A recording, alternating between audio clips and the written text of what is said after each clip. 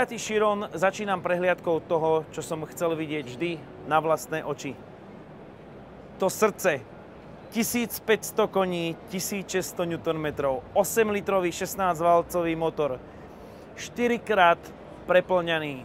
Áno, je pravda, že patrí do energetickej triedy G, teda s týmto autom dosiahnete automobilový bod G, má spotrebu 23 litrov na 100 km, podľa toho štandardu, neviem, aké je to v reále, ale tomuto sa hovorí umelecké dielo, pred ktorým je 7-stupňová automatická prevodovka.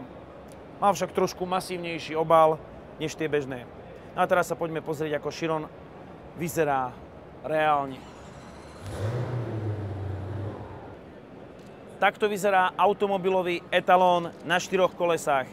Či si to pripustíme alebo nie, či sa nám ten slovenský dizajn predchodcu páčil alebo nie, Veyron tu bol celé roky, je to etalón automobilizmu. Pokoril 400-kilometrovú hranicu, čo sa týka rýchlosti predtým. Teraz je už 400, pre toto auto nič.